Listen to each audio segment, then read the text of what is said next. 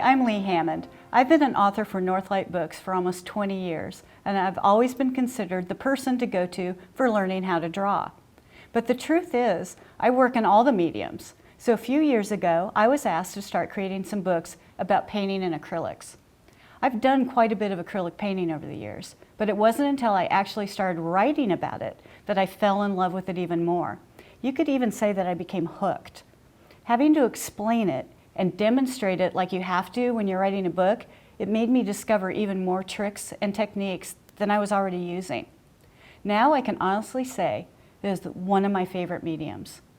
Today you will benefit from my new awareness and inspiration, for I'm going to show you everything I've learned, and we're going to create some gorgeous landscapes together. I will show you how to realistically capture the elements of nature, the beauty of lighting, as well as all the techniques, old and new, required to master the skill of painting with acrylic. I know you will be inspired as well, so grab a brush and let's start painting.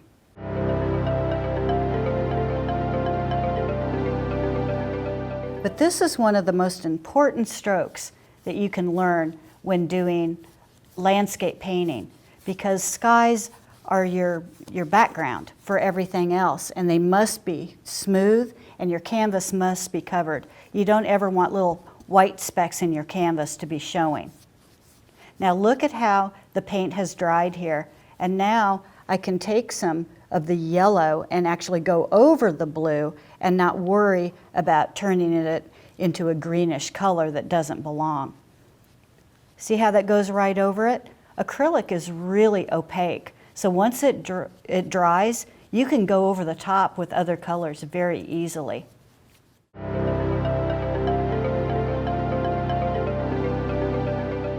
What I want to show you quickly is how you can get the look of sun rays in your work.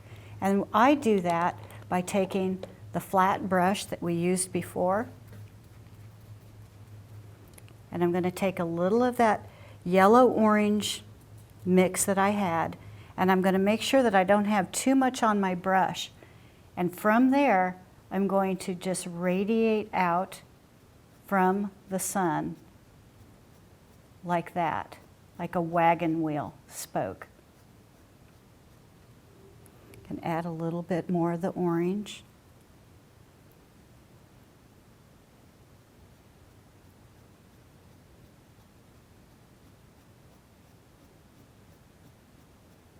And it illuminates everything below it.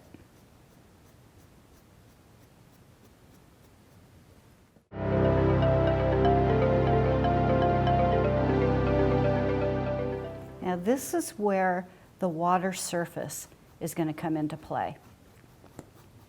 This is done with what's called a dry brush. Notice how I'm not adding any more paint to my brush. I'm letting it wear off as I go. And I'm gently streaking into the lighter areas.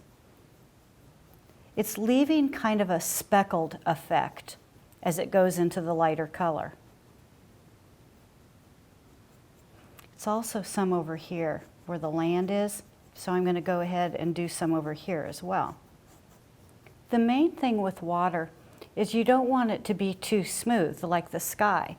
Water is constantly moving and actually has a surface to it. The sky goes on forever, so it needs to look really smooth in areas. If you leave water looking too smooth, it doesn't look finished yet. This is a process of going back and forth. I've got it to this point, but I would need to keep going back and forth with both light and dark colors in order to make it look effective.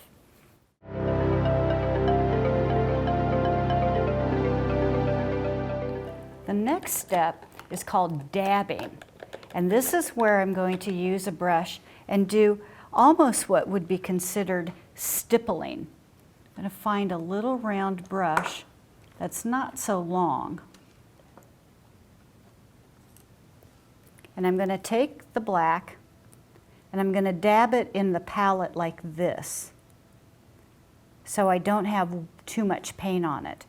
Then I'm going to come over here and I'm going to tap the canvas.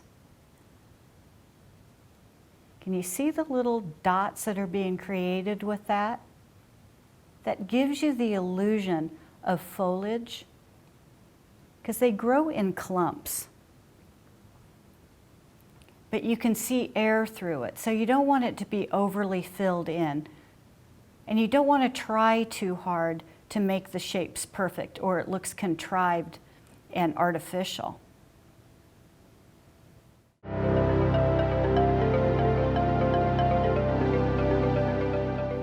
Now I'm going to take some of the cadmium red light, and I'm going to come in on the light side of the tree, and I'm going to use strokes that create the illusion of the roughness of tree bark.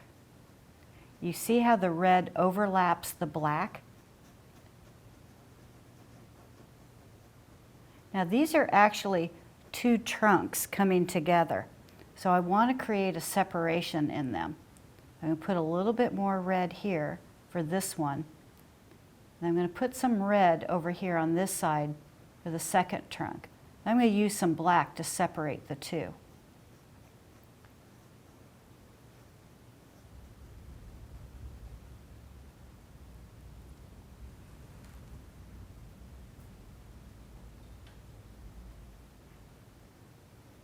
Now see how that black in there creates the illusion of two trunks now instead of one?